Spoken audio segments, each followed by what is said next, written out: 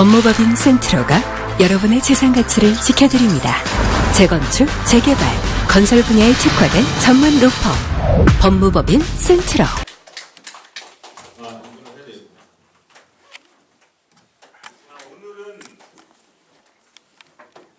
오늘은 네 번째 강의 날인데 여기로는 상당 표시되어 있는 데를 봐야 되겠습니다. 제가 하나 늦었기 때문에요. 정비사업 계약 업무 처리 기준을 보겠습니다. 예전에 정비사업은요, 중요한 업체인 시공자가 가장 중요하죠. 시공자, 정비사업 전문관리업자, 정비사업 전문관리업자가 이제 보통 컨설팅 업체라고 하죠. 그다음에 감정평가업자, 설계업자, 이렇게 네 가지 업체는 총회에서 경쟁 입찰의 방식으로 뽑게 되어 있었습니다. 그래서 저도 몇 년 전에는 그랬어요.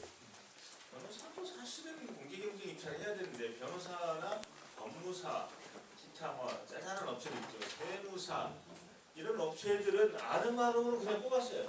그냥 계약하면 되는 거예요.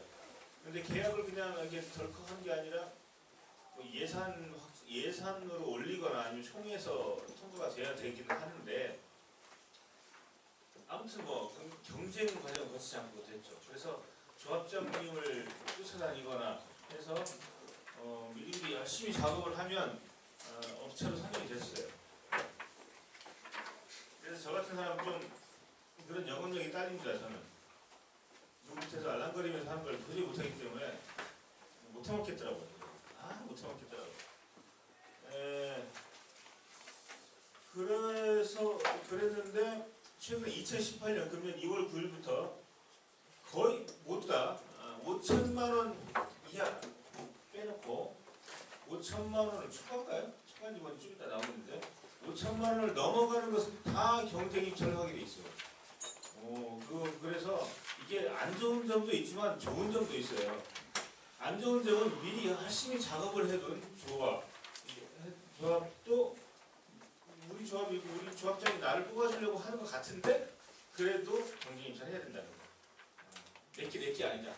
그리고 또 그게 이제 안 좋은 점인데 또 좋은 점은 내가 전혀 작업하지 않았던 것도 가가지고 참여하는 거죠. 물론 열심히 사전 정지 작업을 해놓은 곳이 더 유리하긴 하겠습니다만 찔러볼 수 있는 거죠. 이렇게 하다 보니까 펌핑이 성행하죠. 펌핑. 그냥 막 찔러납니다. 단가 막 변호사들 예전에 변호사 단가 매도 청구서 너무 한 건당 30만 원에 집어넣은 그런 변호사도 있었어요. 30만 원으로 손해보는 장사인데 그렇게 해서 이제 경험을 쌓으려고 들어오는 초짜 변호사도 있고 아무튼 남 못 먹게 해서 그냥 자기가 재뿌리는 것도 있고 뭐 그런 효과도 있습니다. 그래서 자 계약의 방법 및 여기 보면요 이게 도시정비법 29조예요. 추진위원장 사업 시행자는 이 법도 다루는 특별 경우를 규정 경우를 제외하고는 계약 모든 계약입니다. 공사 제휴 등을 체결하려면 일반 경쟁이 붙여야 된다. 일반 경쟁. 그리고 경쟁 입찰에는요. 경쟁에는 일반, 제한, 지명 경쟁이 있어요. 이거 다 아시죠? 이건 개나 소나 아무나 다 오는 거. 아무나 막 입찰이 있습니다. 그럼 다 들어가. 이게 원칙이라는 얘기입니다. 제한 경쟁 입찰은요. 뭐 공사 도급 순위 어느 정도 이상, 뭐 어디 실적 뭐 이상, 어떤 자격 제한, 자본금 제한, 그리고 변호사로 치면 변호사 경력 뭐 10년 이상, 법무법인만 된다, 뭐 이런 어떤 일정 제한을 두는 것이고, 지명 경쟁은 A 업체, B 업체, C 업체, 니네 와봐. 니네 중에 한 뽑을게. 그래가지고 한 자기 마음에 드는 적당한 데를 찍죠. 이게 지명 경쟁, 지명. 이게 이제 결국은 A 업체를 뽑아주려고 조합에서 작심을 했는데 들러리면 될 거 보지? 알았어요. 제 친구한테 말해서 이렇게. 다 이렇게 하죠? 다 이렇게 하지 않나요? 원래 그런 거 아닌가요? 원래 이렇게 하는 겁니다. 원래 이렇게 하는 것이 이제 가장 되는 게 뭐냐면 지명 경쟁. 이 세 가지 중에서 이걸 허용하고, 이거 허용하고, 이걸 허용 안 한대. 이 써 있잖아요. 저기 일반 경쟁 써 있고. 그다음에 지명 경쟁이고, 그다음 수의 계약이에요. 수의계약이라는 것은요, 수의가 나의 의지에 따라서 숲이 가는 대로 수의는 의지 가는 나 그냥 땡긴다는데 뭐 난 네가 땡겨. 이게 너랑 하고 싶어. 그냥 너랑 할래. 이게 이제 수의잖아. 난 네가 땡겨. 이게 수의계약이잖아요. 이 수의계약은 경쟁을 안 하는 거예요.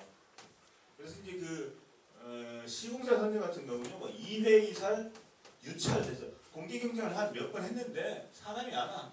인기가 없어. 그냥 이렇게 하는 거죠. 그때는 수의계약 하는 거죠. 이렇게 단계에서는 제한 경쟁을 없앴어요. 없애고 요 두 개를 기준으로 하는데 몇 번 이상 유찰되면 일이 넘어가고 또 금액 단가가 어느 정도 이하면 여기까지 내려가고 이런 게 있습니다. 그리고 지명 경쟁이 보통 짜고 치는 짬짬이의 전형이었죠. 근데 이걸 왜 안 없애고 이걸 없앴지? 이것도 사실 장난 많이 쳤죠. 근데 장난을 치기로 하면 무조건 치긴 치는데 그래도 경쟁 입찰의 기본 틀을 두면 장난을 옛날에 이만큼 치던 것이 이렇게 줄어들죠. 이렇게 줄어들죠. 자, 그러면 제한 경쟁 입찰은 어떤 자격 제한을 주기 때문에 예를 들어서 제가 법무법인을 뽑는데 변호사가 어디 대학교를 나오고 고향은 어디이고 어디일 것 하면 딱 나밖에 없잖아. 이렇게 하는 이게 제한 경쟁 딱 나만 나와요. 그리고 변호사가 몇 명 이상이 어쩌고 딱 정해요. 서울 서초구 어디 관내에 뭐가 주된 사무소가 있을 것. 요 땅으로 장난을 쳐버리죠. 아무튼 이런 식으로 장난을 친다. 근데 이렇게 장난을 못 치게 해놨어요. 못 치게 하는데 사실 일반경쟁에서도요. 배점표라는 걸 있어요. 일반경쟁은 아무나 오게끔 막 다 문을 완전 개방해야 되죠. 근데 완전 개방해도 뭔가가 선정할 때 기준이 있어야 될 거 아니에요.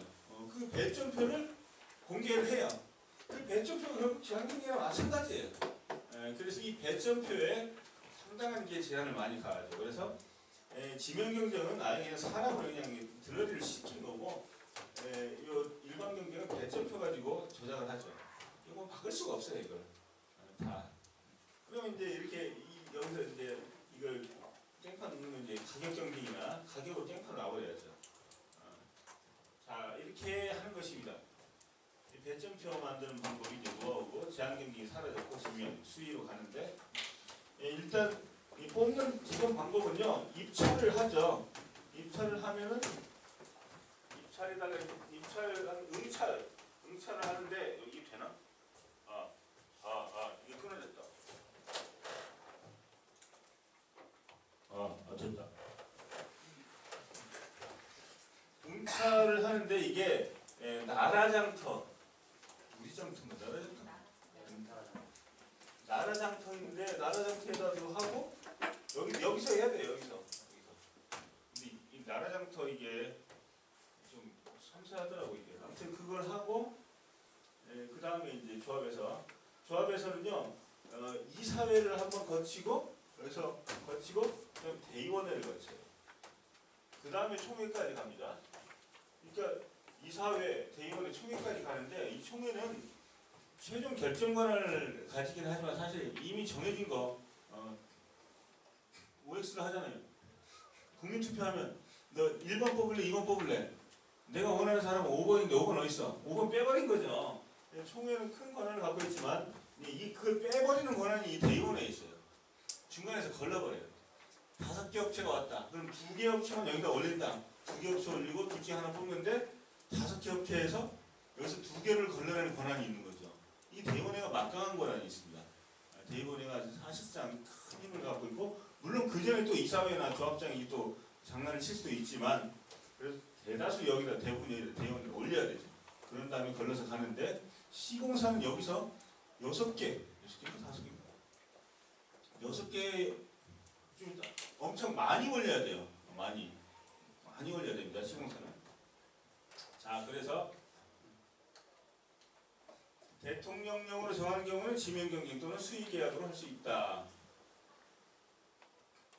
전자조달 시스템 나라장터를 통해서 해야 되고 이건 뭐야 이거. 자, 보시면은 29조 3항에 필요한 사항 국토부 장관이 정하여 보지 않은데 계약 업무 처리 기준이라는 게 종표가 됐습니다.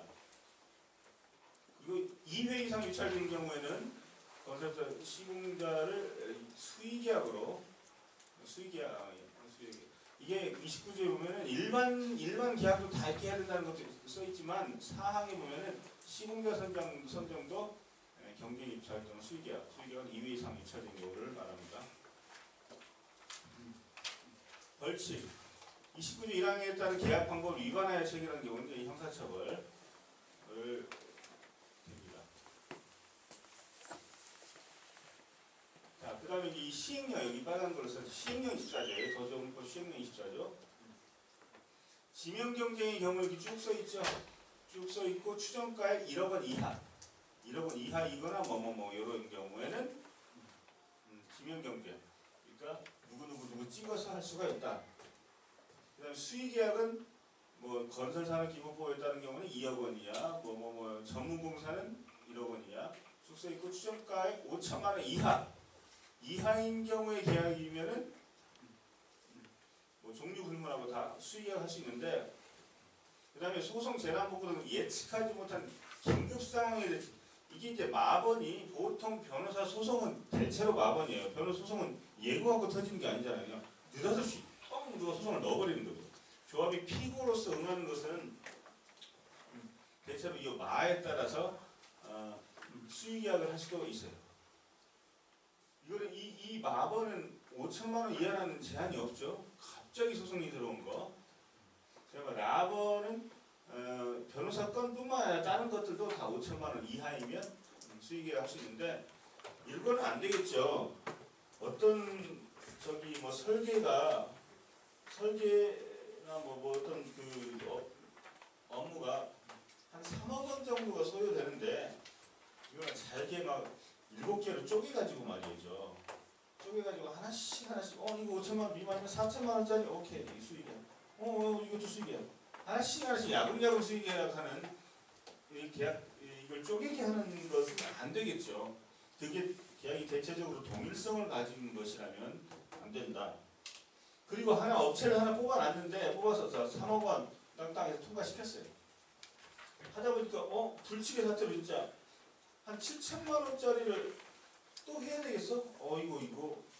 이 업무가 갑자기 늘어난 거예요. 그럼 이 7천만 원 추가 부분 이 사람이 할 수 있을까? 이거 또 5천만 원 넘어가잖아요. 그러니까 이것도 또 별도 계약, 별도 입찰을 또 거쳐야 됩니다. 엄격하게 돼 있어요. 좀 복잡하지만 그래도 지켜야 됩니다.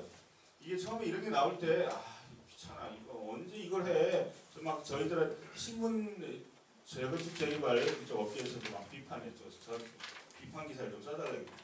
저렇게 해가지고 언제 이렇게 시각각으로 변하는 상황에 대처할 수 있겠느냐? 말도 안 되는 탁사 행정에다가 막 이렇게 기사도 쓰고 그랬는데 탁사 행정 이게 원칙이죠. 이렇게 경쟁이 하는 게 원칙이고 다 이런 걸 감안해서 미리미리 판을 짜야죠. 그러니까 미리미리 판을 못 짜놓고 이렇게 하면 안 된다고 하는데 그동안이 다 주먹구구였죠. 그동안 주먹구구로 못하니까 짜증이 나는 거죠.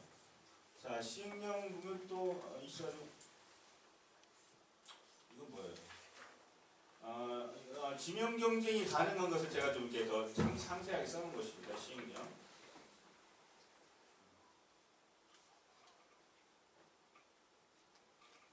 이거예요. 자꾸 이쪽으로.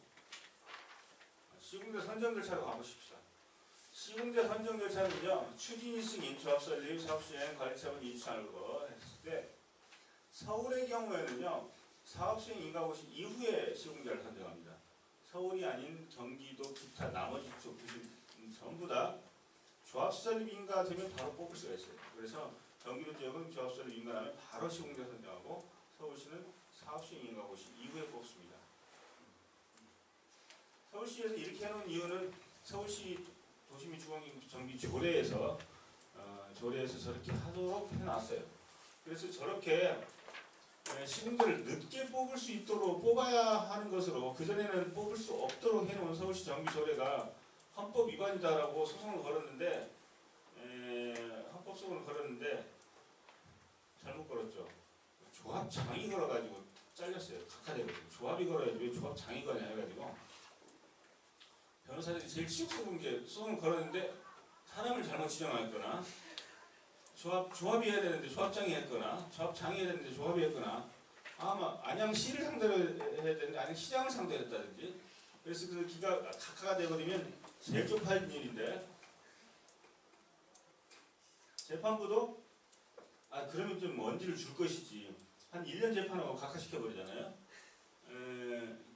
그건 좀 문제가 있는 것 같아. 판사들도 뭐 하는 짓이야 그게 도대체. 네?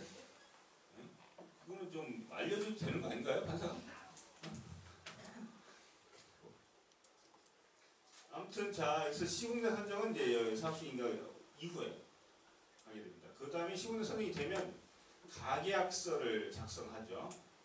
시공대 선정을 하고 종전자산 평가 금액을 평가를 해요. 평가를 하고 난 다음에 분양 신청을 합니다. 그 분양 신청위원회 분양 신청 안 하면 청산당하고 분양 신청하면 이제 조합원이 되는 것이고요.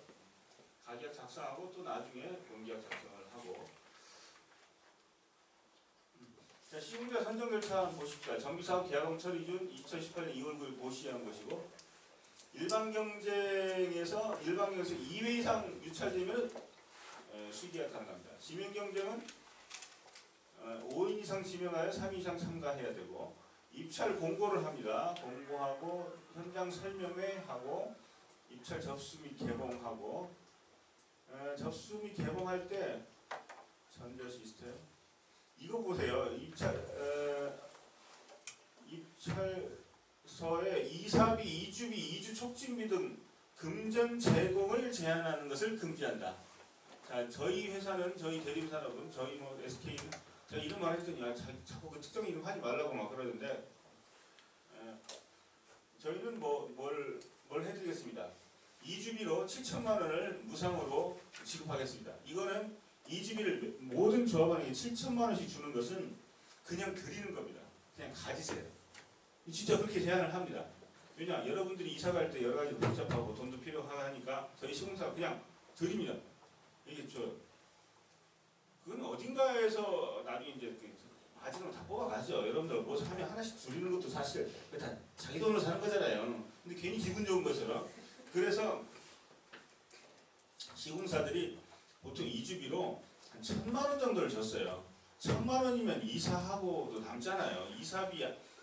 이사짐 센터 부르는데 150만 원 부르고 가서 뭐 도배도 하고 뭐도 하고 이게 이것저것 하는데 1,000만 원이면 쓸만한 거죠. 그래서 이주를 촉진하는 차원에서 그리고 그 1,000만 원이 돈이 없는 아주 서민들한테도 꽤나 큰 돈이에요. 그래서 그걸 받으면 빨리 가자. 이사 간다고 해야 그 돈을 받으니까 그 돈을 받았더니 이사 가는데 이주를 촉진하기 위해서 한 것이고 시공자가 그것을 1,000만 원씩 그냥 주고 나중에 이제 뭐 그것을 마진해서 빼가는 구조로 했는데 그게 점점 간땡이가 부어가더니 7천만 원까지 올라가 버렸어요. 그래서 사람들이 눈이 뒤집어져가지고 다른 건설업체는 1,000만 원, 1,500만 원 얘기하는데 7천만 원 얘기 나오니까 그래서 다 눈이 가버려가지고 다 찍었어요. 실제로 서울 반포지역에서 그런 일이 있었어요. 그래가지고 그게 수사가 들어갔어요. 이거 뇌물 아니냐? 뇌물이라고 해서. 그렇지. 사람들 눈이 현혹돼가지고 전부 다 이렇게 시공자 누구를 선정할 것인가 해서 막 가다 가버렸어요. 그쪽으로. 7천만 원. 그게 나중에 그 건설 아파트 브랜드가 어쩌고 외령 마감이 어떻고 마감자 이런 건 다 필요 없어. 일단 눈앞에 시선이 무지하게 큰 거죠. 그래 다 찍었어요. 다 찍었는데 이제 요새 최근에 수사가 들어갔는데 이게 뇌물이냐 아니냐 가지고 굉장히 논란이 빚어지고 지금도 수사라고 했는데 그쪽 반대편 그쪽을 방어하는 쪽의 변호사들 그러더라고요. 아니 세상에 뇌물이 대대적으로 공개적으로 대놓고 주는 뇌물이 어딨냐. 뭐 그냥 그동안 해던 거 관행에서 좀 그 금액이 올라갔을 뿐인데 또 반대편은 이렇게 얘기하죠. 뇌물을 그렇게 공개적으로 얘기하다니 더 나쁜 놈이네 이놈들 이렇게 얘기할 수도 있고 지금 알딸딸해. 아무튼 뇌물이든 안을 떠나서 공정한 경쟁을 저해하는 그런 금원이었다라는 속으로 얘기가 들어갔고 막 수사가 들어가고 막 조합장 덮치고 이래서 막 했더니 뭐 돈이 얼마가 나오고 장부를 뒤져봤더니 100억이 수수가 됐다는 둥 지금 난리가 나고 있어요. 아무튼 그래서 이런 거 자꾸 이런 제공하는 거 금지시켜야 된다. 이주비 대여는 제한 가능. 이주비 대여는 돼야 하는 거죠. 갈 때 아까 이것은 그냥 이주 촉진비를 그냥 주는 거예요. 그냥 주는 거고 이주비 대여는 대여해서 나중에 돌려갔는데 뭐 10억짜리 재산을 가지고 있으면 한 4억 정도는 그냥을 주는 빌려주고 나중에 돌려받지만 이자는 없다. 뭐 이런 제한이 보통 많이 들어오고요. 그럼 개봉하고 입찰서를 일단 시공자 선정할 때는요, 제출된 입찰서를 모두 대의원에 상해요. 무조건 대의원에 올려야 돼요. 이사회에서 잘라버리면 안 돼요. 그냥 싸그리 다 대의원에다 올려야 돼요. 대의원에 상정하면 대의원에서 6인 이상을 선정해야 됩니다. 대의원에도요, 한 2군데만 선정해서 여기 올리는 게 아니라 6개 이상을 올려야 돼요. 그럼 6개 미만으로 입찰을 하면 4군데 들었다. 그럼 4군데 다 싸그리 올려야 돼요. 되죠. 즉, 대의원이 누군가를 사람을 고를 힘을 약화시켜버린 거죠. 최종적으로 총회에서 뽑을 안 하시고 6개까지 올려버리라고. 3개밖에 안 들어왔는데 그럼 3개 다 올리고 2개 왔는데 그럼 2개 다 올리고 이렇게 되어 있습니다. 그 제적과반수 직접 참석할 대의원 제적과반수 직접 참석을 회의에서 비밀 투표를 해야 된다. 서면결이 안 되고 대리인도 안 되고 이게요. 대의원회에서 어느 업체가 어느 건설업자가 여기로 올라가느냐면요 무지무지하게 중요해요. 사실상 대의원들이 어느 건설 회사를 뽑을지를 힘을 다 갖고 있어요. 그래서 재개발조합이 조합원이 1000명이라면 대의원이 한 100명 됩니다. 100명 되면 아무리 여기 이 표시 꽉 차죠. 조합원이 40명인데는요 대의원이 40명이에요. 10분의 1. 10분의 1 40명이 어느 쪽으로 할 것인지 향배를 주고 있고 대의원에 반드시 나는 대림산업 파, 나는 대우건설 파 이게 다 딱 보면 보여요. 여기 써 있어. 나는 대림산업에 뭔가 열심히 그쪽으로 뛰는 사람이다. 막 아주 특히 아줌마들만 이렇게 하고 다니고. 네, 그렇게 해서 시공자가 그 아줌마를 밀어가지고 만약 되면은 성공보수 얼마를 주겠다. 라는 말도 각서를 공공에 쓰고 다닌다는 말도 옛날에 있었고요. 그 각서 써놓고 시공사는 어떻게 하죠? 그 써준 그 담당 임원을 교체해버리죠. 교체해버리고 그럼 그 아줌마는 사장 나 잘렸어 시골을 나창했어 이렇게 되고 뭐 이랬다는 얘기도 있는데 뭐 일부는 사실인 것도 같기도 하고 아무튼 시끄러워가지고 그래서 요새는 컨소시엄을 또 하죠. 컨소시엄 우리 경쟁하지 말고 옛날에는 대우 푸르지오 뭐 이편한 세상 각 브랜드가 있잖아요. 이제 컨소시엄을 해버리니까 뭐 삼성 어디가 다 합쳐버리니까 이걸 뭐라고 하죠? 브랜드를 그때 지어요. 헬리오 시티. 헬리오가 뭐야 이게 헬리오가 그냥 만든 거야 그냥 거기서. 아무튼 그렇게 만들어가지고 희한해요. 각 지역마다. 그래서 다 컨소를 해요. 컨소는 이제 2군데 3군데가 합쳐서 들어오니까 경쟁을 회피하고 대단한 업체 뭐 제일 가능성이 있는데도 딱 뭉쳐버리면 조그마한 데 들어가지 못하죠. 그래서 옛날에는 우리나라에 잘 나가는 업체가 3군데가 그냥 아예 우리 경쟁하지 마 해서 딱 뭉쳐가지고 컨소로 시작을 해서 딱 들어왔어요. 그러면서 입찰 제안서에다가요 조합에서 컨소 입찰 공고를 할 때 컨소로 연합해서 들어오면 가능한데 3군데를 초과하면 안 된다. 3군데 이하로 들어와야 된다라고 했어요. 그랬더니 4명째가 나도 좀 끼워줘. 저거 3명이 벌써 붙어먹었네. 나도 좀 끼워줘 하면서 3군데로 하고 4군데는 못하도록 한 것은 제한 경쟁이다. 이거는 일반 경쟁이면 아무나 들어오게 해야지 왜 컨소시엄은 4명 이상 못하게 한 것은 불필요한 제한이다. 이건 제한 경쟁이 위배된다고 악을 쓰더라고. 별 희한한 논리가. 야, 좀 알딸딸하죠? 제한한 것 같으죠? 왠지? 이 제한인가? 아니 컨소시엄으로 자기들이 뭉쳐 들어오는 것 자체가 경쟁을 제한하는 거 아니에요? 그렇죠? 공정한 경쟁을 위반하는 카르텔이에요. 카르텔을 제한했으니까 그건 제한이래. 카르텔 자체가 경쟁을 제한하는 건데 아무튼 그래서 막 난리가 나고 막 해서 결국 그게 못 들어왔던 것 같아요. 아무튼 그 난리가 나고 그 다음에 합동 설명회를 하고 2회 이상 개최할 개별 홍보 금지 여기 개별적으로 돌아다니고 하면 안 됩니다. 그 걸리면 나중에 딱 걸리면요 그냥 시공사 자격 박탈됩니다. 물품 제공 약속 금지. 하지만 요거 굉장히 강화되어 있어요. 그래서 이거 딱 걸리면 그냥 시공사 자격 날아가는데 그럼에도 불구하고 하고 싶죠 이거. 네. 너무 달콤해가지고 그냥 해버려 그냥. 일단 대봐보자. 나중에 소송 당하는 건 그때 당하는 거고. 당해서 뭐 안 걸리면 그잖아. 안 걸리면 되잖아. 그렇잖아요. 뭐돈 받고 막 그런 것도 10번 순진한 사람 그러지. 야, 저 사람 돈 받아가지고 깜빵가냐. 그러면 안 되지. 근데 그걸 또 어떤 사람은 왜 걸려서 왜 어떻게 하면 안 걸릴까를 연구하는 거죠. 걸린 사람이 한 명 있으면은 받은 사람은 10명 이상 있는 거죠. 이런 걸 자꾸 이렇게 얘기하면 안 되는데. 아무튼 여기 요새는 근데 아무튼 걸리면 그냥 걸러가 버립니다. 게다가 뭐 건설을 산업기본법인가 무슨 거에 따라서 영업정지까지 들어가면 이 회사가 그냥 아작이 나버리죠. 그럼에도 불구하고 합니다. 그다음 총회 의결, 조합원 총수의 과반수가 직접 참석해야 돼요. 그러니까 1000명이 있는 조합, 그리고 송파동의 가락시형 아파트는요 조합원이 4000명이에요. 조합원이 4200명. 그런 데가 시군단을 선정하려면요 2200명이 직접 참석해야 돼요. 직접 와야 돼요. 직접 와야 돼요. 2000명이 직접 오는 게 상당히 됩니까? 이거는 무슨 뭐 그냥 민족 대이동방 어디서 하냐면은 장충체육관 같은 데서 해요. 진짜로. 그러면 빌려가지고 하죠.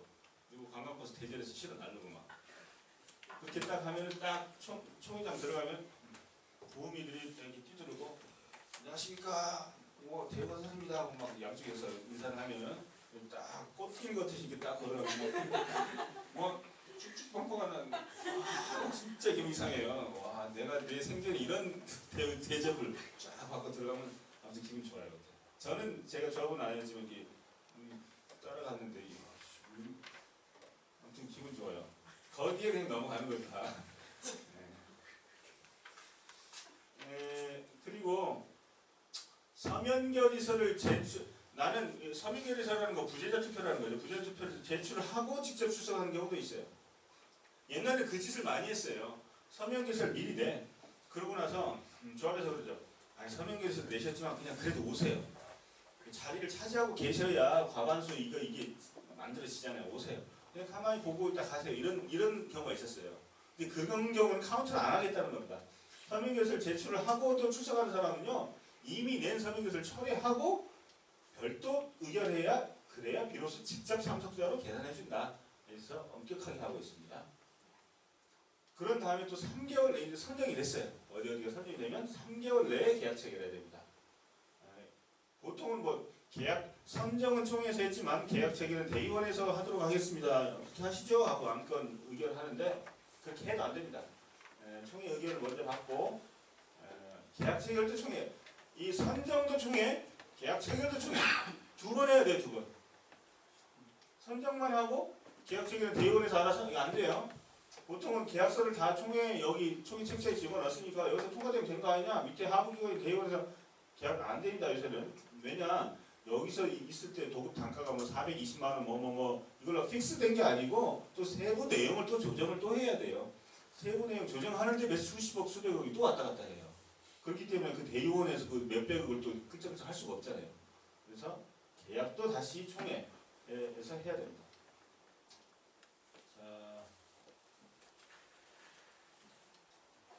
자 이거는 뭡니까? 이거 뭐야? 왜 자꾸 이렇게 했지?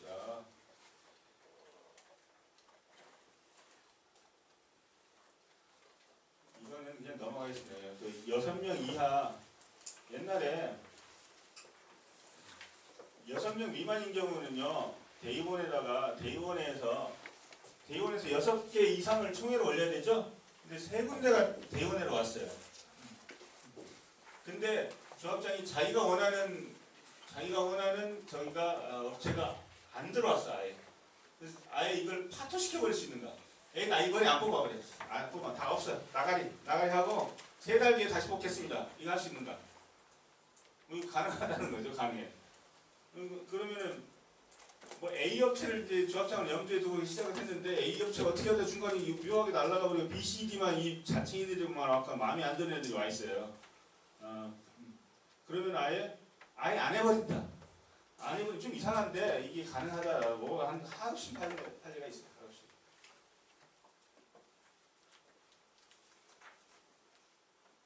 그 다음에 건설업체 홍보는 합동 홍보 설명회를 2회 이상 개최하여야 하고 개별적인 홍보를 할 수 없으며 약속을 하여서는 아니 된다. 그 다음에 다 뭐 아까 설명드린 것입니다. 그 다음에 선정한 다음에 가계약 체결하려면요. 잠깐만 따서 총회인율을 또 받아야 된다. 재건축 정비사업조합 편정관 12조에 보면은 자 여기 보세요. 조합은 이러한 규정에 의해 선정된 시공자와 그 업무범위 등을 협의한 후 또 미리 총회 의결을 거쳐 별도 계약을 체결해야 된다. 이렇게 돼 있어요. 다시 해야 됩니다. 근데 꼭 이게 변호사 일을 하다 보면 현장에 있는 그 조합 사무실의 임원들 이런 분들은 그런 분들은 어떻게 그냥 대충 편법으로 빨리빨리 문제 없지 됐지 우리 유능하지 이걸 원해요. 항상 이걸 원하면서 변호사한테 물으면 변호사는 맨날 아니 되옵니다 다시 하셔야 됩니다 이렇게 되면은 굉장히 무능해 보여요. 이 변호사가 굉장히 무능해 보여요. 저 자식은 그냥 사사건건 안 된대. 뭐 되는 방법 좀 찾아봐. 정말로 경험이 풍부하고 한 사람들은 막 그런 조합장까지도 이렇게 노련하게 제압을 하겠죠 변호사가. 근데 그래도 경험이 없거나 너무 약자이거나 의리죠 막 슈퍼 의리인 변호사가 어떻게 거기서 밥 빌어먹고 살려면 된다는 소리를 해줘야 살아야 있으니까 계속 아예 그렇게 하셔도 뭐 될 것 같네요. 그러면 틀림없죠? 틀림이 없긴 왜 틀림없어? 틀림이 있는데 그냥 억지로 그냥 허위자백 하는 거지 지금. 꼭 보면요. A안은 한 70% 성공 확률을 가지고 있고 B안은 50% 성공 확률을 가지고 있는데 이건 안전하고 이건 불안전하잖아요. 항상 보면 그래요. 그러면은 그래 이걸로 하시죠. 그러면 틀림없죠? 틀림이 30%나 있어요. 이것도 아니고 저것도 아니고 저 먼 길을 돌아가서 처음부터 다시 차근차근 해놓은 것은 진짜 틀림없죠. 99% 이건 되죠. 먼 길을 돌아서 처음부터 다시 하는 것은. 근데 이거는 돈과 시간이 많이 들어요. 항상 그래요. 이 세상은. 확실한 것은 돈과 시간이 많이 들고 가볍고 정확한 것은 리스키하고 그 중에서 고르라면 이걸 선택하면 그건 시간 많이 걸려서 안 돼. 요거 하면은 이거 좀 위험해. 요거 하면 괜찮은 것 같아. 이것도 좀 그런데 변호사님 좋은 거 없어. 없는데 항상 우리한테 물어봐서 허위자료서를 쓰게 만든 다음에 가죠. 그런 다음에 문제가 생기면 변호사가 된다고 그랬잖아. 그럼 당신이 그때 말렸어야지. 하고 얘기하죠. 어떻게 말려 그거를. 말린다는 건 잘린다는 것을 의미하기 때문에. 그렇게 해서 막 한도 끝도 없이 가는 경우가 있어요. 그러다 결국 조합 설립이 취소되거나 시공자 선정이 무효가 되는 수도 있어요. 그럼 그 변호사는 그걸 알면서도 시공자 선정이 무효가 안 될 수도 있으니까. 안 될 수도 있는 게 걸리면서 그냥 운에 기대는 거죠. 근데 요즘은 여지없이 다른 변호사들도 바보가 아니기 때문에 여지없이 삐집고 들어오죠. 수많은 변호사들이 그게 좋았어요. 그래서 이제 결국 날아가죠. 날아가고 또 다른 변호사가 들어오고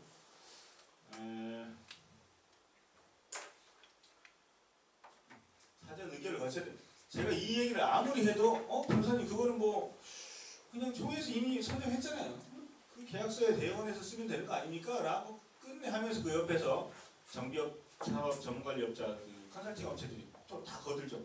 아이고 그거 내가 옛날에 다른 현장에서 했는데 괜찮아요. 이렇게 해놓고 나중에 문제 생기면 또 변호사들 네가 컨설팅 잘했어야지 라고 합니다. 자, 그 다음에 분쟁 사례를 보시죠.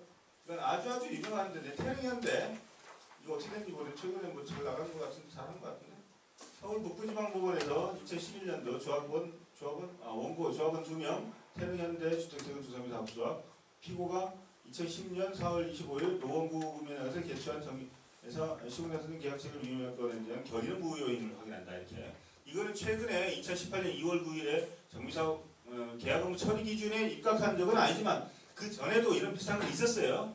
지금의 것은 완전한 공개 경쟁으로 해놨지만 그 전에는 시공자는 공개 경쟁, 나머지 변호사, 세무사 그냥 용역사는 그냥 경쟁 안 하는 걸로.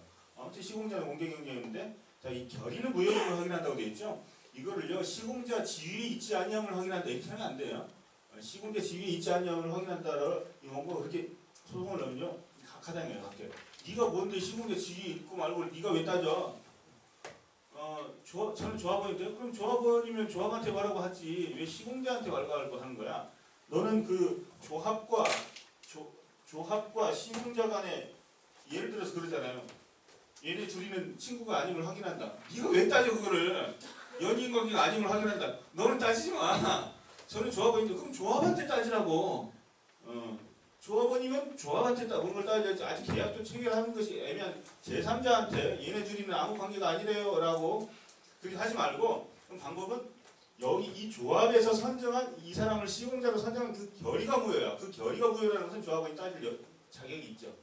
이렇게 해서 시공자 지위 부전제 확인의 소송은 각하되고, 결의 무효 확인 소송은 원고 적격이 있어서 받아들이는데, 이 말들 다 개소리예요. 사실 이게 그냥 한 말이지 뭐. 똑같은 거잖아요. 결론은 똑같은데 항상 왠지 똑같지 않은 것처럼 멋있게 하는 게 이제 법률가고 판사들의 재미, 혼자 재밌다고 좋다고 그래. 남들이 보면 뭐 하는 건지 잘 모르겠지만 아무튼 자기들 재밌대 그냥. 자, 이렇게 무효 확인이 됐어요. 여기서 무슨 건설과 제치제트 물산은 어쩌고저쩌고. 물산이라는 다 알잖아요. 하나하나 경우는 다 아는 거죠. 이렇게 해서 명품 사업단이 돼가지고 마포구 어디에 가서, 마포구에 가서요 뷔페 식사를 제공하고 사는 냄비 세트를, 이게 뷔페와 냄비 세트에 결국 이걸 이제 공개적으로 이렇게 줘버린 거죠. 2010년도에 이거 지금부터 8년 전인데 그때도 이건 저건 뭔가 아니지 않느냐라고 하면서도 다 한 거죠 그냥. 위반했다. 그래서 재산상, 그리고 여기 보면은 시공자, 그 당시는 지금 계약업무 처리 기준이지만 그때는 시공자 선정 기준에 이런 거 하면 안 된다는 말이 써 있었어요. 그리고 이 사람들 입찰 참여 규정에 만약 이런 걸 위반하면 당연무효다라고 써 있었어요. 여러분 무효와 취소를 구별할 줄 아십니까? 무효와 취소는요, 이렇게 보면 돼요. 무효는 엄청나게 큰 하자이고 취소는 좀 작은 하자. 작은 하자는 취소, 엄청나게 큰 하자는 무효. 그런데 엄청나게 큰 하자는요, 엄청나게 큰 하자가 발견되면 그걸 무효로 한다라는 별도의 선언이 필요 없이 그냥 무효예요. 그죠? 저런 하자가 있어? 그럼 야 저거 무효로 해. 누군가 땅땅 두들기는 필요가 없어요. 있다는 사실만 발견되면 그냥 무효예요. 그래서 당연 무효라고 합니다. 무효는. 무효가 있으면 당연히 어떤 조치가 필요 없이 당연 무효고, 취소는요, 뭐 어떤 하자가 있으면 야 그냥 넘어가자라고 할 수도 있고, 이거 나 이거 안 할래라고 취소할 수도 있어요. 누군가의 그 사람의 결단이 필요해요. 꼭 결단이 필요해요. 어떻게 할 것인데 결정한 거죠. 왜냐? 사소한 하자니까 결정할 수 있어요. 취소는 선언할 수가 있고, 누군가가 무효는 선언이 필요 없어요. 그래서 선언이 필요 없는 하자는 큰 하자고, 그렇지 않은 건 작은 하자고. 이건 행정법도 마찬가지입니다. 민법과 행정법 다 마찬가지입니다. 민법에서도 취소와 하자를 구별해 놓고 있는데 대체로 무효는 큰 하자이고 취소는 작은 하자예요. 취소는 선언이 필요하고 무효는 필요 없어요. 행정법도 마찬가지입니다. 이걸 모르는 변호사들도 천지 많은데 제가 보니까 그렇더라고요. 이거 다 마찬가지예요. 무효와 취소. 그래서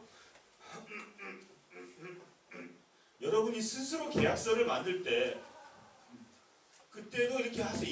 이런 시스템으로 하세요. 너무 큰 것은 도저히 묵과할 수 없는 거 그냥 당연히 무효라고 써놓고, 이런 것은 내가 할 수도 있고 안 할 수도 있고 취소 사유로 정해 놓으십시오. 입찰 규정은요 조합에서 스스로 정하는 겁니다. 입찰 규정에서 이런 것은 무효로, 그리고 나머지 알딸딸한 것은 취소할 수 있다. 이렇게 정해주는 게 좋아요. 어떤 데는요 무효로 할 수 있다 이렇게 하면 그런 용어를 쓰는 게 안 좋아요. 뭐뭐는 무효이다, 뭐뭐는 취소할 수 있다, 이렇게 계약서나 입찰 지침서를 쓰는 게 좋습니다. 그 입찰 무효가 되는데 어쩌고 해서 그 냄비 세트 이런 거 하면 안 된다 얘기고, 중대한 위법행위이므로 입찰 참여 규정에 따라 당연무효, 이런 정도는 중대한 위법행위로서 무효를 해야 되는데 또 이게 입찰 참여 규정에서도 무효라고 되어 있었어요. 마포구 갤러리 모델하우스 데리고 가서 뭐뭐뭐 했다. 무효다. 뭐야 이거? 다시. 근데 피고의 항변이, 건설사의 항변은요, 건설사는 주로 대형 로펌에서 하는데 이상과 같은 사실이 인정된다. 그래 맞다. 냄비 세트 다 줬는데 이사회 대의원에서 무효를 할 것인지 여부를 선택해야 되는 거 아니겠습니까? 라는 개소리를 하는 거죠. 이 대형 로펌 사람들이. 근데 보니까 입찰 참여 규정에 보니까 그것은 무효이다라고 써 있고, 나머지 것들 짜자는 것도 취소할 수 있다라고 써 있어요. 입찰을 무효를 선언할 수 있다고 당연무효가 다 구별되어 있어요. 그래서 재판부는 취소사유는 따로 적어요. 취소사유 발생할 때 취소하는 구체적 의사비이 필요한 거면 위에다는 당연무효입니다. 이게 다 돼 있었어요. 그래서 억지소리를 했던 거죠. 대형 로펌들 보면 억지소리를 참으로 길게 그럴싸하게 아주 엄숙하게 합니다. 그럼 그걸 답변하려면 미쳐버려요. 이 세상에 제일 변호사님 제일 짜증나는 게 너무 지극히 당연한 것을 구태여 설명해야만 하는 그 피곤함. 이 바닥에 있는 사람은 다 알아. 근데 그걸 설명을 해야 돼. 이 너무 짜증이 나요. 뭐 이런 걸 설명을 해. 그걸 뭐 밤새 그걸 준비서면을 써야 되죠. 한 3-4시간을 써야 돼요. 특히나 아무것도 모르는 판사님들, 이 바닥에 아무것도 모르는 판사님을 상대로 그걸 쓰려면 정말 짜증나는데, 그렇게 한번 너무 당연한 걸 여러분 그 구직구직하게 쓰다 보면요 새로운 것이 발견되는 거 아세요? 이 밑바닥을 알 수 있고 완전히 내공이 좀 올라가요. 자기 내공이. 이게 왜 그런가, 내공이 확 올라가는 면이 있긴 합니다. 그래서 때로는 너무나 허탈하게 간단한 것을 상대방이 여상하게 막 꼬아가지고 내면은 나도 헷갈려. 저기 이건가 저건 왔다 갔다 하죠. 근데 그걸 왜 아닌지를 반박하면서 하다 보면 정확해집니다. 매우. 그 대응록봉은요 마른 수건 쥐어짜기의 달인인 것 같아요. 마른 수건을 쥐어짜서 물방울이 떨어지게 하는 사람들이 대응록봉이더라고요. 뭔가를 만들어내. 야 대단하대. 아무것도 더 이상 할 말이 없을 것 같은데 뭐 구구절 막 나와요. 그래서 저걸 또 대답을 해줘야 되나? 이게 또 대답을 하고 그런 거 하라고 뽑아놓은 거지. 그런 거 하라고 뭐 저녁 일 시키고. 자 그래서 뭐 다 해결 방안 제대로 해야 된다 이거죠. 최신 판례 조합원들에게 금품을, 이게 언제 판례죠? 16년 8월 금품을 제공한 건설회사가 선정됐어요.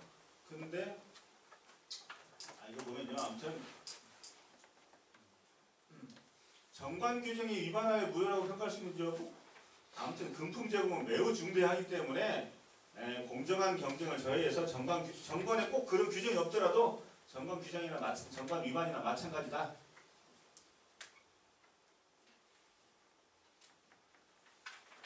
정관에서 경쟁 입찰에서 정해서 의해서 시공자 선정하도록 했는데 요따오 행위를 한 것은 경쟁이 아니지 않느냐. 그런 식으로 한 것은 경쟁이 아니다. 공정한 경쟁이 아니다. 이 한마디로 다 포괄할 수 있다는 얘기죠.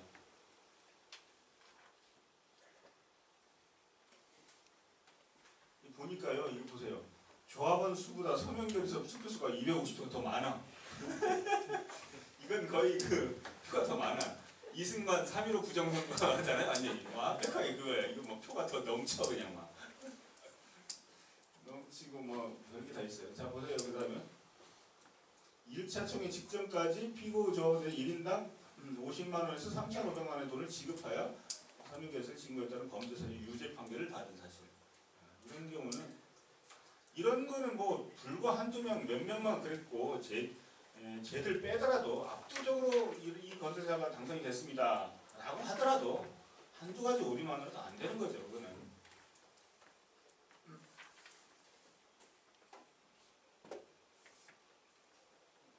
그래서 이 판결에서는요 서울 웅암동 지역에서 있었던 판결인데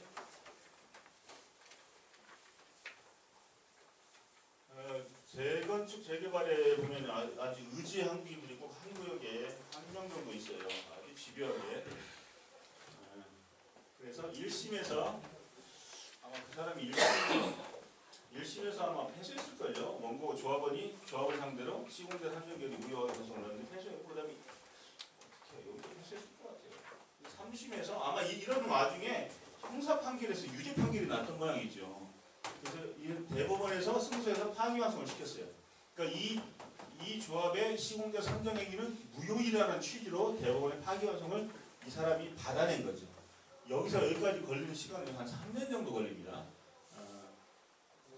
대법원 사건 번호가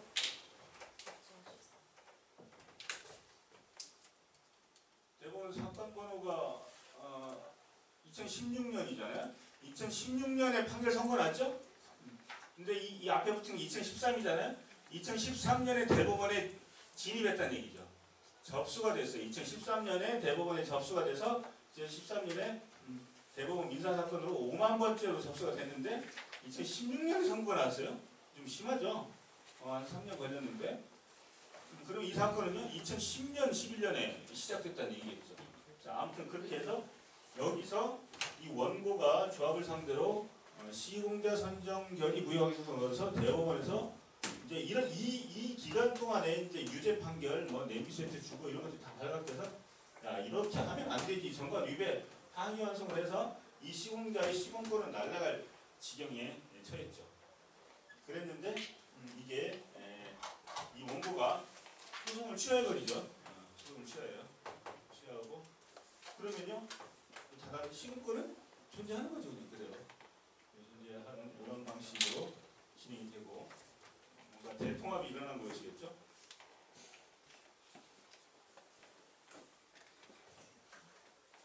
자, 도급제와 지분제라고 해서 이건 여러분들 뭐 여기 오신 분들 다 아시는 내용일 것 같은데 너무 쉬운데요. 도급제, 지분제 뭔지 아세요? 네, 아시죠? 그냥 뭐 간단한 건데 도급제는 그냥 건설사가 도급 금액만 일정한 평당 공사비만 받아가 끝나는 거죠. 그리고 지분제는 이득까지도 생기면 이익까지 같이 균점을 하는 시공자가 사업의 이익을 균점하는 사업에 지분 참여를 하는 것이죠.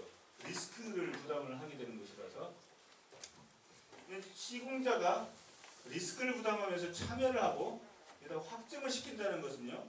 시공자의 이익을 확정시키는 게 아니라 조합원들의 이익을 확정시키죠. 조합원들한테 요만큼 딱딱 정해서 주고 나머지는 시공자가 더 가져가든 말든 알아서 하겠다라는 거에서 예전에 사업이 불확실하고 할 때는 되게 확정지분제로 어리버리한 분들은 저건 다 확정지 문제를 하죠. 그냥 나는 다른 거 다 필요 없고 내가 24평 아파트 한 채만 줘. 추가 부담금은 뭐 얼마 없이 한 2천만 원 그걸로 끝. 더 이상 없다. 나 속편한 거예요. 제일 속편한 것이지만 속편한 게 아니죠. 결국은 악마 같은 시공자가 다 빨아먹습니다. 근데 왜 악마 같은 시공자는 왜 시공자는 다 그러느냐? 시공 사람들은 원래 그런 것이냐? 태생적으로 그런 거냐? 그게 아니고 모든 인간은 다 그럴 만반의 준비가 돼 있어요. 이기적이고 악마 같은 존재가 될 만반의 태세가 돼 있는데 평소에 발현할 힘이 없기 때문이죠. 근데 시공자는 힘이 있어요. 파워가 크니까 대기업이죠. 막 먹었어 밀어붙여 되는 건데 일반 소상공인들은 악마 같은 그 내면의 이걸 여기 힘을 못 쓰니까 그러고 말는 거죠. 그러니까 재건축 재개발에서 시공자가 나쁜 사람이냐? 아니죠. 다 나쁜데 시공사는 나쁜 짓을 할 현실적인 파워를 가지고 있을 뿐이다.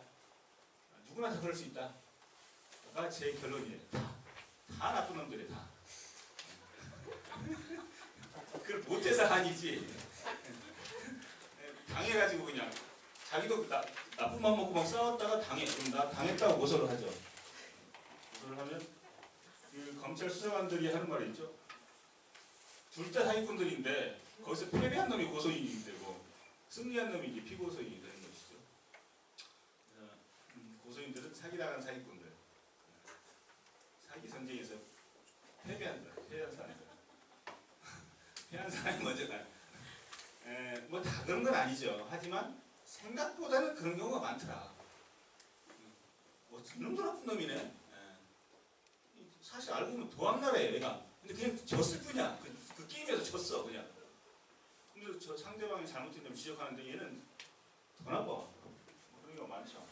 자, 아무튼 이 지분제는 이제 시공자가 이 조합원들을 안심시키기 위해서 이렇게 했는데 나중에 점점 상황이 변해가면 그게 아니고요 라고 하면서 시공자 사업 이익이 이 정도가 될 거라고 예측을 하면 조합원들한테 이만큼 딱 이거 너무 적다.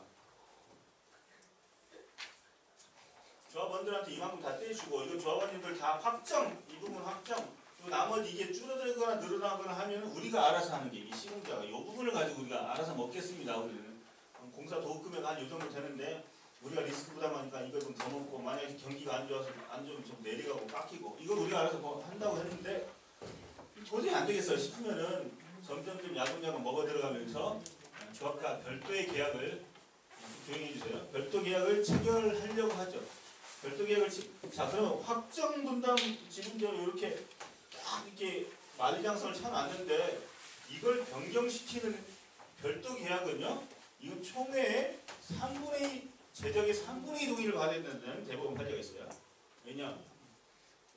정관 변경을 하려면 3분의 2 동의 받아야 됩니다. 그런데 시공자와 이게 확정 이렇게 딱 금을 쳐놓은 이 확정 지분제를 변경시키면은 3분의 2 동의 받아야 된다는 그런 정관은 없어요. 정관이 그런 말까지 써놓지 않았어요. 하지만 이것은 정관이란 거 뭐냐? 이 사업과 조직의 근간 뼈다귀 있잖아요. 확정 지분제도 그 정도로 중요한 거다. 그래서 이거를 하여튼 3분의 2 제적의 3분의 2 동의 받아야 된다라는 판례가 2013, 14년인가 뭐 그때쯤에 나왔어요. 그게 이제 서울 반포 자이, 반포 3단지 재건축 조합에서 나왔습니다. 고속터미널 좌우로 반포 2단지와 3단지가 있습니다. 거기가 우리나라에 수많은 대법 판례들을 만들어낸 혁혁한 성과를 이뤄냈고 엄청난 변호사들이 돈을 벌어가고 막 주민 갈등과 막 분열의 온상이었어요. 또한 이 재건축 재개발이요 우리나라 사람들에게 권리의식을 불러일으키는 아주 좋은 법률 체험 현장인 것 같아요. 악담은 있으면서 그러면서 한판 붙는 건데 그래서 이게 요 확정 지분제를 변경시키는 것은 중대한 사안이다. 정관에 써있지 않더라도 정관 변경이 준한 3분의 2 동의다. 이런 판례가 있었어요. 도급제 이건 요 설명 하나로 끝납니다. 그런데 이런 또 사례가 있었어요. 이렇게 확정 지분제로 이게 다 주고 나머지 이득은 시공자가 먹기로 했는데 이 먹혔던 이 시공자가 계약 해지를 당합니다. 이 시공자가 뭔가 마음에 안 들었어. 조합은 이 시공자가 너무 마음에 안 들었어. 제가 보니까 시공자가 좀 갑질을 상당히 했어요. 상당히 했는데 시공자는 왜 갑질을 했을까요? 경기 상황이 안 좋으니까 지금 아파트 착공을 하면 이거 되나? 요즘 경기가 안 좋으면 좀 기다려봐. 그리고 이렇게 마감재 이렇게 바꿔. 이렇게 좀 바꿉시다. 자꾸 올려. 이게 원래 그런 거잖아요. 결혼하기 전에는 보통은 다 그런 건 아니지만 남자들이 결혼해달라고 하다가 결혼한 후에는 아이고 좀 반찬 좀 차려봐라. 뭐 해라. 뭐 어쩌고 저쩌고 이렇게 하잖아요. 가족 주물러 봐라. 막 이렇게 되는데 시공자가 딱 그 입장이죠. 막 조합장님 막 하다가 딱 되고 나면은 요새 공사가 말이죠. 마감재 이런 걸로 다 해요. 막 이렇게 그런 입장이 완전히 돼버리죠. 뭐 자르기가 굉장히 힘들어요.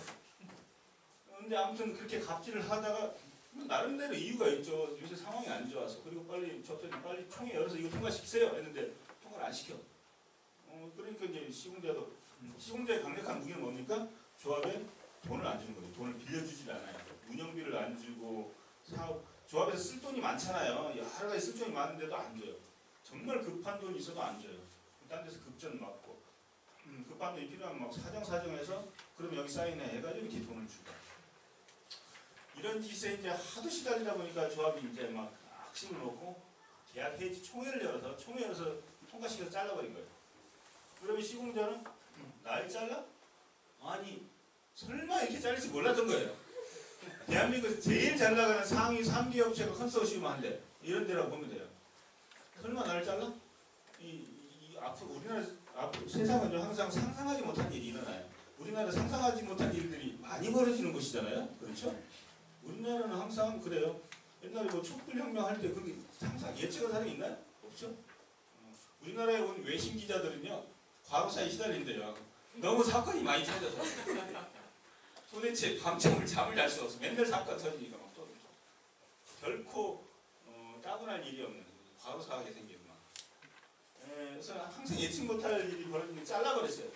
시공자를 잘라버리고 시공자가 소송을 걸었죠. 소송을 걸어서 이행리 내가 잘리지 않았으면 벌었을 이득분을 달라라고 소송을 걸었는데 그게 수천억이에요. 그러면 이 이득분을 감정평가하는데 여기에도 이제 평가사고 이런 걸 감정평가를 하는데 만약에 이 건설사들이 잘리지 않고 끝까지 나가서 했더라면 있었을 앞으로 5년 뒤에 아파트를 분양하면 그때 분양가가 얼마 될지 이거 예측하는 거예요. 예측해서 평당 얼마 분양하고 임대 정책 변수는 좀 고려를 못하죠. 그리고 비용은 얼마나 그러니까 다 해서 얘네들이 얻었을 이득이 얼마고 얘네들 확정기 문제로 남겨주고 그러면 얼마 챙겨갈 것이다라는 것을 감정인이 감정을 하는 거예요. 그 감정이 이제 시작했어요. 그 감정을 누가 하느냐? 어디 감정평가법인에서 하는데 감정평가사가 그런 것도 합니까? 그랬더니 한대. 어떻게 하냐고 그랬더니 그냥 한대. 평가사들은 그림을 보고 또 감정한다면서요? 그림? 아니 그림이 이제 어떤 건물을 사진을 찍었어요. 근데 건물 철거대가 없어요.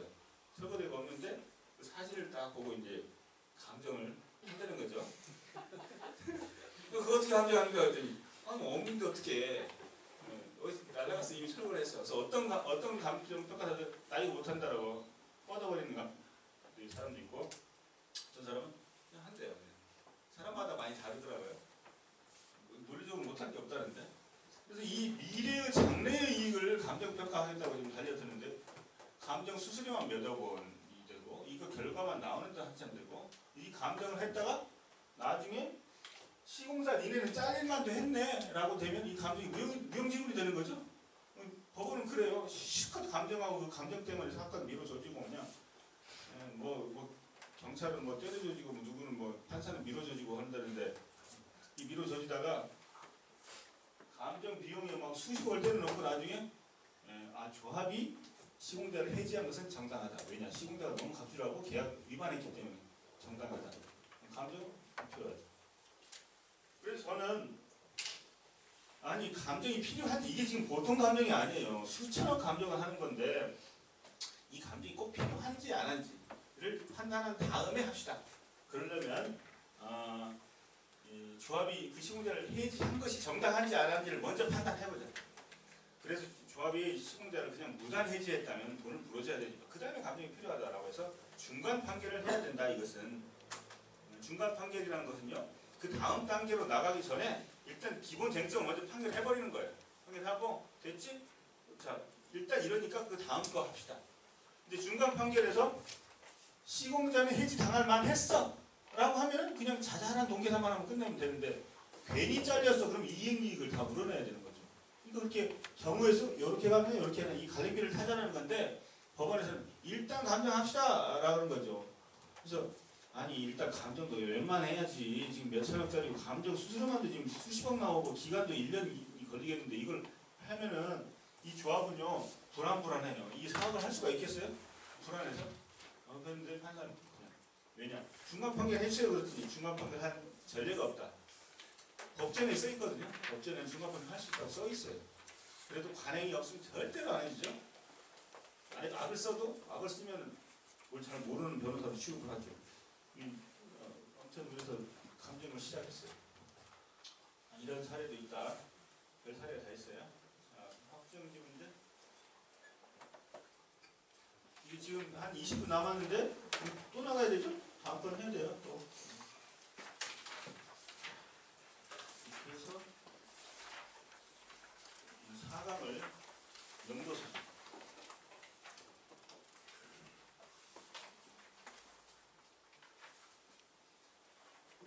명도소송이라는 것은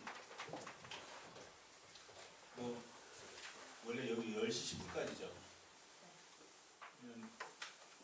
한 10시 좀 못해서 끝났네. 됐죠? 네. 너무 강의가 재밌어서 멈출 수가 없어요. 지금 아까 그거 감정 진행 중. 감정 초기 단계입니다. 감정이 선정됐고요. 선정됐고 감정인이 양측한테 각종 자료 다 제출하라고 하는 거죠. 온갖 자료 내라. 내려고 지금 준비 중입니다. 그 감정 하면 안 됩니다. 안 됩니다. 막 악을 썼는데 결국은 하게 됐어요. 현재 진행 중인 사건이라서 말하기 좀 그런데 별일이 다 있었어요. 이 A 재판부한테 이제 막 하는데 건설 전담 재판부예요. 이 감정하면 안 됩니다. 이 감정이 보통 감정이니까 막 난리가 나고 막 하는데 재판장이 결단을 잘 못 내리더라고요. 그래서 막 자기도 부담돼가지고 그러다가 어느 순간 묘술풀이를 하더라고요. 이 재판장이. 우리나라에 엄청나게 유명한 대형 로펌이 있었고 여기는 이제 우리 군소 두 군데 저희하고 뭐 또 다른 분하고 이렇게 있었어요. 좀 힘이 딸려가지고 조합에서 한 사람 더 붙이려고 하더라고요. 지금 이런 상황인데 이 재판장이 막 정신 못 차리고 먹다가 하다가 서초동에 있으면 재밌는 일 많아요. 저녁에 서초동에서 교대에서 막 술 마시고 교대에서 왔다 갔다 하는데 누가 막 술 취해서 왔다 갔다 해요. 딱 보면 옷을 많이 낯이 익은 사람이에요. 재판장이 술 취해가지고 나 이렇게 술 취해서 얘기하는데 저 사람이 누구지? 그 재판장이잖아. 옛날에 뭐 국민 뭐 무슨 판사, 서기호 판사 뭐 이런 사람들 그 사람도 많이 보이니까. 근데 아무튼 그 재판장이었어요. 이 사람이 국민이 많더라고요. 건설에서 왜냐면 소가가 너무너무 커요. 너무 부담되는 거야 자기도. 그러더니 묘수풀이를 하더라고요. 이 대형 로펌이고 우리나라의 소형 로펌인데 재판부 중에 A 배석 판사 중에 한 명이 여기에 근무했었대요. 네, 근무했었다고 해서 이게 이해관계 제척 깊이 회피 사유에 같은데 보니까 여기 있다가 온 게 아니라 뭐 잠시 한 1년 있었어요. 별로 관계가 없어. 이걸 딴 재판부로 넘겨버리거든요. 이쪽으로 갔어요. 이쪽에 갔더니 이쪽 재판부는 감정해! 그래서 아니 그게 아니거든. 감정! 감정하고 있어요. 그래서 툭 털었죠. 완전히. 털었는데 판사들끼리는 저는 뭐 판사는 안 해봤기 때문에 잘 모르겠지만 판사가 이쪽에서 자기 거를 일을 떠넘긴다는 조직사회에서 무슨 자재부가 무슨 총무부로 일을 떠넘겨버리면 되게 얄미운 일이잖아요. 짜증나는 일이죠. 법에는 써있지만 넘기면 짜증나는 일이기 때문에 쉽사리 못 넘기는데 야, 다행히 공업계 여기서 근무를 해야 하는 경력이 있어가지고 여기서 한 1년 있다가 왔어요. 한참 오래전 얘기예요. 그리고 이 사람하고 여기하고 잘 모르는 그런 관계. 수령님인데 아무튼 무슨 감정을 지금 하고 있어요.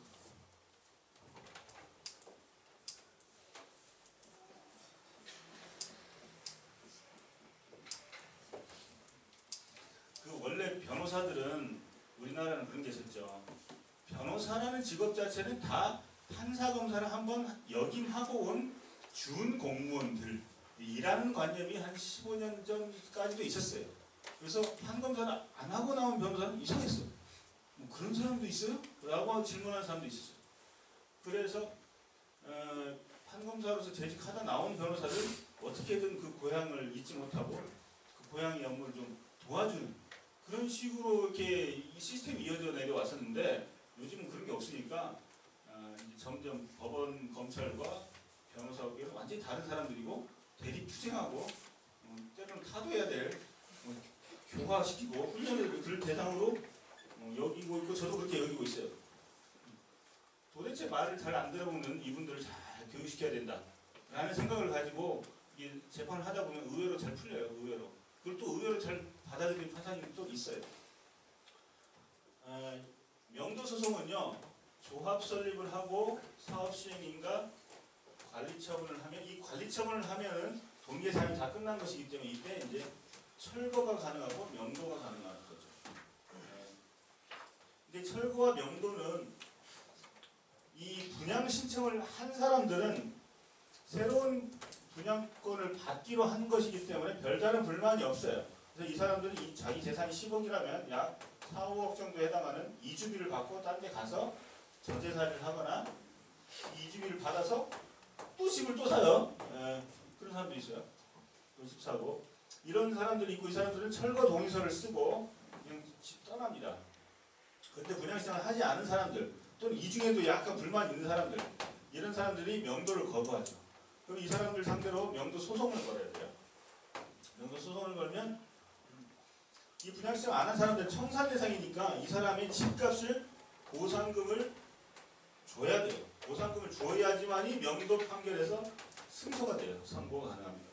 그래서 보상 절차는 뭐죠? 매도 청구와 수용 절차인데 매도와 수용을 미리미리 매도 청구 수용은 관리처분 이후에 넣게 돼 있습니다. 예전에는 분양 신청 절차가 이렇게 해서 이때 하지 않으면 여기서 이 날짜에 조합원 자격을 상실하게 되기 때문에 매도 청구를 바로 날 수가 있고 수용 절차도 바로 진행할 수 있었는데 이게 논리적으로 그래요. 사업시행 관리처분 분양 신청 기간에 안 하면 조합원 자격 상실했으니까 매도 청구 소송 재건축 매도 청구 재개발은 수용 절차를 바로 진행할 수 있어요.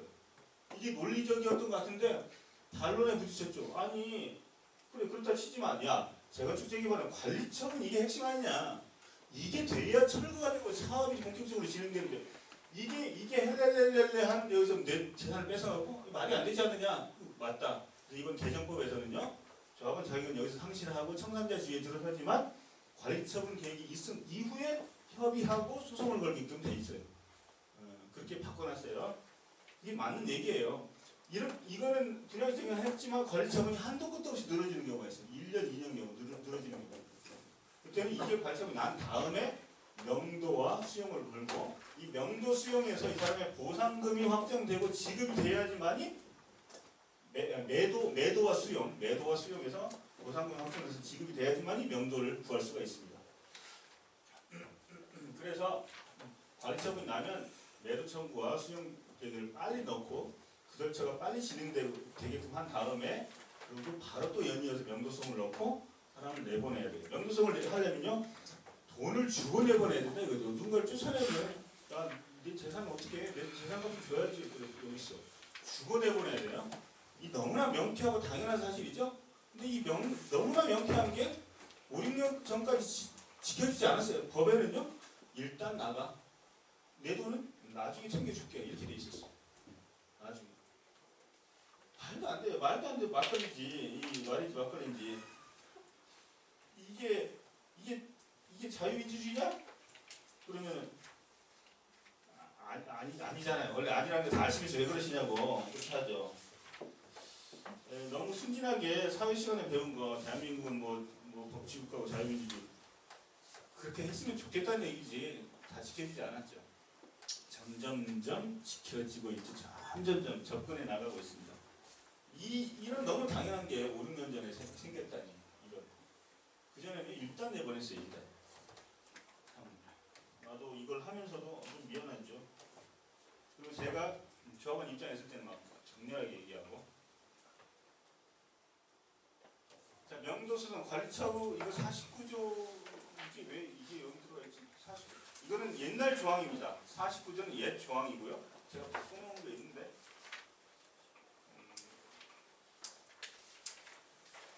최근 조항은 49조가 아니고 70몇 조더라? 78조? 근데 내용은 거의 비슷합니다. 그건 나중에 보시고요. 과거법도 지금 거의 바뀐 지 1년도 안 됐기 때문에 과거법도 많이 나옵니다. 행정대집행은 불구하고 반드시 명도소송을 해야 된다. 이거 보면 명도소송은 뭐라고 대체적인 뭐 대집행 정말 짜증나. 이거요. 이 문장이 있죠. 저 대법원 문장. 제가 자문을 하고 있는 안양시 공무원이 와가지고 저거를 한 10번 읽어봤는데 이해가 안 되더래. 저도 이해가 잘 안 돼요. 저 문장은요. 이게 이런 게 있어요. 행정대집행이라는 게 있습니다. 행정대집행은요. 어떤 행정법상 또는 행정행위상 일어나는 것은요. 지방자치단체가 대신 나가서 집행을 해버리는 거예요. 행정대집행법에 의해서. 이거 하면 굉장히 신속하게 진행이 돼버리죠. 그러니까 지자체가 나가서 재판도 필요 없어요. 그냥 지자체가 해버리는 거예요. 지자체가 뭐에 의해서 하죠? 뭐 국가에서 행한 어떤 각종 실시계획에 따라서 적법 절차에 따라서 하는 거죠. 행정대집행의 대상이냐 아니면 민사소송의 대상이냐 이걸 가지고 알딸딸 했는데 뭐 대체적 자기채무니 비대체적 자기채무 뭐 이런 게 있는데 이런 거 알면 알겠습니까? 민사소송 절차에 따르면요 법원에 판결이 필요하잖아요. 판결을 얻는데 6개월 최소한 6개월이 걸리잖아요. 이건 바로 할 수 있잖아요. 이게 굉장히 간편해요. 그래서 명도소송은 우리 명도소송은요 아니 뭐 당연히 민사소송은 아니죠. 이 명도소송 이게 하는 주체가 뭡니까? 재개발 조합이잖아요. 이 조합은 행정청의 지위를 가지고 있어요. 그 지방자치단체로부터 일정 권한을 수탁받은 행정청의 지위를 갖고 행정청에서 하는데 협조를 안 해? 그냥 대집행으로 때려버려요. 대집행으로 재개발 조합에서 그냥 해버리자. 또는 재개발 조합에서 구청에 위탁을 해서 구청에서 한다. 이런 간편한 방법을 하면 되지 않느냐라는 거에 대한 답변은 뭐죠? 대집행이 아니다. 아니고 재개발조합의 명부는 비록 재개발조합이 행정기관이기는 하지만 행정책이긴 하지만 이에 의한 명도는 소송으로 해라라는 게 그냥 이 답이에요. 좀 엄격하게 해라는 얘기입니다. 결과적으로. 그런 얘기예요. 그래서 그러면 이 명도는 행정청이 재개발조합이 행정청인 경우도 있지만 안양시 같은 경우에 안양시가 진짜 자기의 어떤 사업을 위해서 하는 경우에 필요한 명도도 민사소송으로 하는 얘기예요. 안양시가 됐든 약간 짝퉁 행정청이 됐든 어쨌거나 다 행정청이므로 하는 명도는 다 민사소송으로 엄격한 절차를 거치라는 얘기고. 근데 최근에 저희가 판결 결정을 받은 게 토지는 이렇게 명도성을 하고 지작물이라는 것은 건물이나 기타 여러 가지 뭐 물건들 있죠. 컨테이너 박스가 전형적인 겁니다. 이거는 대집행을 하래. 그래서 저희가 결정을 받은 게 안양시에서 명도를 저희한테 의뢰했는데 안양시가 이 명도 대집행을 하면 되지 않을까요? 아니 안 돼. 저 판결 있잖아요. 안 돼요. 이 사람이 읽어보더니 도저히 무슨 말인지 알 수가 없는데 저도 모르겠어요. 아무튼 시에서 명도할 때는 민사소송, 지작물 철거는 대집행 가능하다고 이제 그 법원에 결정문을 하나 받았는데 1심 결정이라서 뭐 저기는 없지만 아무튼 근데 이게 웃기는 게 어떤 사람이 안양시에서 어떤 중요한 업무를 하려고 하는데 이 사람이 여기다가 컨테이너 박스를 몇 개 갖다 놓고 트럭도 갖다 놓고 이러고 뻘치고 있는 거예요. 그러면서 이 토지를 인도하지 않아. 그러니까 법원 결정은 지작물은 대집행하시고 행정대집행으로 하고 땅의 인도는 소송으로 하세요. 이렇게 결정했어요. 뭐야 이게? 아무튼 뭐 어쨌거나 답이 나왔으니 이렇게 나오니까 저희는 얘기했죠. 아니 점점 이거 업무상 비밀이 안 되겠다 이거. 그러니까 다 끝난 다음에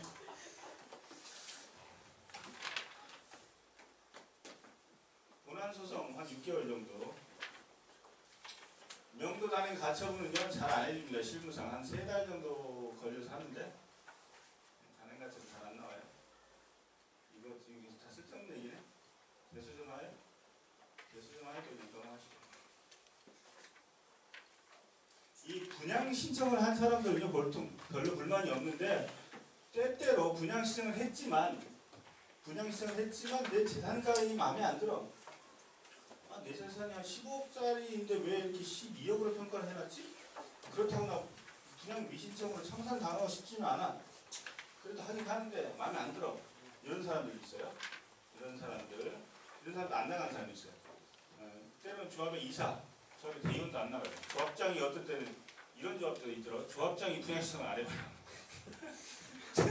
좀 자기가 일을 벌여놨는데 자기가 봐도 영 아니야. 분양 신청 안 해봐요.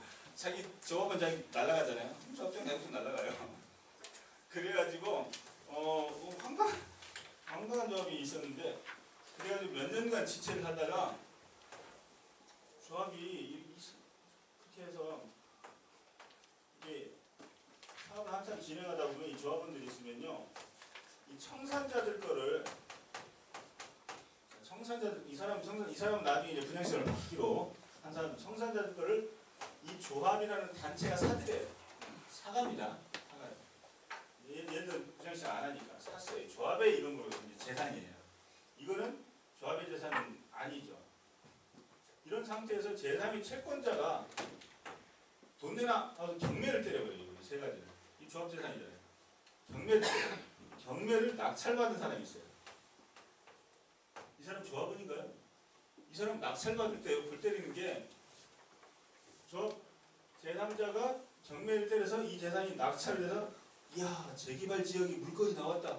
와 소유자가 누구야? 세무자가 조합이네? 받았어요. 그럼 나 이걸 기초로 해서 나중에 분양권 있는 거야? 아니 근데 자기 이 원료는 이 분양권이 있다는 이 발상은요 이 사람들끼리 낙찰 경매가 되었을 때 이걸 사면 이 조합원 지위가 그대로 승계가 되잖아요. 이런 거 누군가 때렸을 때 이게 이제 조합원 지위가 있는 것이지 조합 거잖아. 이건 완전 죽은 물건 아니에요? 그냥 조합에 쉽게 말하면 조합의 그냥 책상이에요. 이런 거 같은 거예요 그냥. 이걸 경매받았는데 이게 낙찰 이게 조합은 자기 있을까? 굉장히 저희는 고민이 많은데 이걸 저희 사무실에 직원이 2명이 낙찰을 받았어요. 지금 2명이 낙찰을 받았어요. 낙찰을 받아가지고 그런데 또 안양시에서 여기서 자문이 들어오더라고요. 이 조합은 자기 있냐고 없냐고. 이게 없다는 거 우리는 없다고 생각해요. 앞으로 어떻게 될지 모르겠어요. 2명이 낙찰을 받아서 팔았어요. 다 팔고 얼마나 차익을 알겠어요. 그래서 우리 직원들은 아싸 돈 벌었다 했는데 그중 또 올라가네. 또 올라가고 있어. 근데 우리는 불안하죠. 이게 한 번 죽었던 물건이라서 저기 과연 조합은 자기 있는 것인가. 근데 일반인들은 모르죠. 그냥 재개발 지역에 있는 게 경로에서 샀어. 나도 다음번에 이거는 한 번 분양시장이 있었지만 다음번에 한 차례 더 있을 분양시장 기간에 나도 신청하면 되겠구나. 이 사람들 신청을 권한 있나? 없을 것 같아요. 제가 보기에는. 그래서 저희 직원들을 빨리 팔아버린 거지. 근데 그것도 보는 사람 또 사. 또 올랐어. 그러니까 오르니까 우리 직원들이 스트레스 받는 거지. 내가 그랬지. 몇천 먹었잖아. 먹었으면 됐지. 이런 일도 있어요. 이게 가만히 파보면 되게 위험해. 되게 위험한데 겉으로 보기엔 잘 안 위험하고. 그래서 아무튼 여러 그 다음에 뭐 제가 옛날에 이런 거 굉장히 설명 길게 했는데 요거는요. 거기다 됐네. 자, 이번에는 명도수성이요. 주택 임차인들은 저희가 있습니다. 필요 없고 상가 임차인들이 제일 불쌍하죠. 주택 임차인들은요 보증금 받아서 나가면 돼요. 주택 임차인들은 원래 건물주한테 임차 받아서 나가거나 아니면 저 위에는 조합한테 받아서 나가면 되는데 상가 임차인들은요 주택은 어디서 살든 상관없잖아요. 여기 살았든 여기서 살았든 상관없어요. 근데 상가는요 여기서 장사하나 저기서 장사하나 똑같아요? 아니에요. 그 입지가 무지하게 틀리죠. 상가 임차인들은 거의 뭐냐 직장 폐쇄 당하는 거고 강제 퇴직 당하는 정도의 스트레스를 받습니다. 그래서 저희 같은 악랄한 저승사자들이 또 가서 명도를 하죠. 저희는 때로는 변호사는요 저승사자이기도 하고 때로는 뭐 정의화신이기도 하고 막 왔다 갔다 해요. 그래서 돈 주면 그냥 갑니다. 부르면 그냥 잘 안 불러줘서 옛날에는요 조합 측 했다가 이쪽 측 하면 막 이상한 놈이라고 욕 얻어먹었어요. 심지어 조합 측이 아니고 이쪽 조합 원측을 하면 뭐 딸ring이라고 그러고 왔다 갔다 하면 완전히 기회주의자라고. 근데 아무도 뭐라고 하지 않아요. 요새는 유능하다고 하죠. 요새는 인정 있으니까 앞쪽에서 다 불러준다. 항상 남들이 좀 손가락질 할 때 그 짓을 해야 돼. 바로 바로 그걸 해야 돼. 범죄가 아니잖아요. 뭐 범죄입니까? 옛날에 노무현 대통령이 판사하다 나와서 등기 사건 했다고 했죠? 법무사들이 막 손가락질하고 욕했다고. 그게 무슨 범죄예요? 아니잖아. 변호사가 그거 좀 한다는데 뭐가 문제예요? 아무것도 아닌데 약간 손가락질 받는 게 항상 나중에 지나고 보면은 돈 되는 일이더라. 오늘은 전의정 검사 같이 여기까지만 하고 다음번에 감사합니다.